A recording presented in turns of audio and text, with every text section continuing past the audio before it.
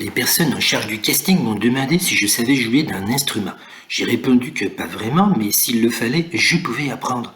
Un tuto YouTube et 2 semaines plus tard, Icy Dragon s'est retrouvé sur la scène de la France à un incroyable talent, maîtrisant suffisamment quelques notes de piano pour créer son petit effet avec son interprétation de Born This Way de Lady Gaga. L'apprentissage express a payé. Comme les fidèles de l'émission l'ont vu mercredi soir, la drag queen a été couverte d'éloges par le jury à tel point que Marianne James a appuyé sur le golden buzzer pour la qualifier automatiquement en finale. Tout s'est arrêté à ce moment-là, je ne savais plus qui j'étais, où j'étais, ni pourquoi j'étais là. C'est tellement improbable pour moi, je ne m'y attendais pas du tout. Je voulais juste ne pas être éliminé au premier tour et éviter les croix rouges, se remémore aujourd'hui l'artiste. À la ville, Icy Dragon se prénomme Sébastien. Ce Parisien d'adoption de 34 ans a créé son alter ego drag il y a 3 ans et demi. À l'époque, il venait d'incarner un travesti des années 20 dans le spectacle La Boule Rouge. Il a aussi découvert la désormais cultissime émission RuPaul's Drag Race et il décide alors de se lancer à son tour en donnant naissance à son personnage artistique. Resté à trouver un nom, son choix s'est porté sur Icy pour l'eau, la glace, et parce que c'est une marque américaine de granit, et Dragon pour évoquer le mouvement du drag et faire un jeu de mots avec Dragon bien sûr. Je voulais être un peu dans l'univers Daenerys de Game of Thrones. Son immersion dans le milieu drag parisien en pleine évolution n'a pas toujours été évidente. Et il explique, il y a pas mal de concurrence, de la jalousie, mais heureusement aussi beaucoup de belles personnes bienveillantes. Quand je suis arrivé, je ne connaissais personne, on m'a fait confiance. J'ai fait la scène ouverte de Patushka Banana, puis je me suis dit que j'allais créer mes propres scènes. Icy lance alors la Dragon, une soirée qui existe encore aujourd'hui et qui se tient régulièrement les mercredis à la Foisonnante ou Aqua et Farina, cet espace permet à des drag queens débutantes de performer devant un public. Je laisse la possibilité à tout le monde de faire de la scène. Bien sûr, je regarde un peu sur Instagram ce que ça donne au niveau de l'esthétique. Il faut que ce soit un minimum travaillé. C'est ma seule exigence, affirme l'artiste.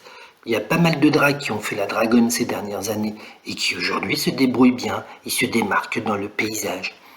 Et si les fidèles de la dragonne sont majoritairement jeunes et queer, Icy Dragon s'adresse à un public plus large au parabilla latin.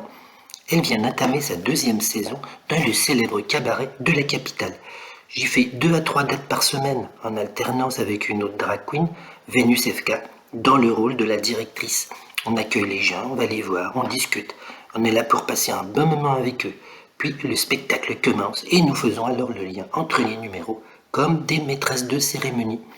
Éric Antoine le lui a dit, la France manque d'une drag queen star. Icy pourrait-elle être celle-là?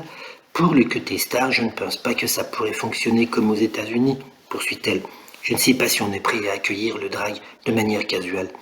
Au paradis latin, parfois, certaines personnes nous regardent bizarrement au fond des réflexions. Par exemple, des gens ont dit à ma collègue en la regardant de haut en bas, « Ah non, ça, c'est pas possible. » C'est dur à entendre ce genre de choses. Parfois, l'homophobie prend la forme d'une agression physique. Un jour, j'étais avec une amie drague, on s'est garé à côté de l'endroit où on devait aller, et à peine sorti de la voiture, un homme à vélo est arrivé avec une chaîne. Sébastien dit qu'au départ, il ne s'est pas lancé dans le drag pour faire du militantisme, mais il a appris au fur et à mesure que le drag est très politique finalement. Icy Dragon se rend au marché des fiertés, participe au Sidraction, une collecte au profit du Sidaction organisée par Mini Majesté et Enza Fragola, figure bien connue de la scène drag française. Et il ajoute, j'essaye de ne pas trop m'impliquer politiquement parce que je ne m'y connais pas assez, je n'ai pas envie de dire des bêtises, je préfère me taire et apprendre de ce que je vois. Pour faire œuvre de pédagogie et célébrer l'univers du drag, l'artiste travaille avec un ami à la création d'un magazine qui parlera aussi bien de l'esthétique, de l'histoire, du vocabulaire spécifique drag. La publication, qui a vocation à être vendue en kiosque, s'adressera aussi bien aux experts qu'au grand public. Un incroyable talent d'édition vient peut-être de naître.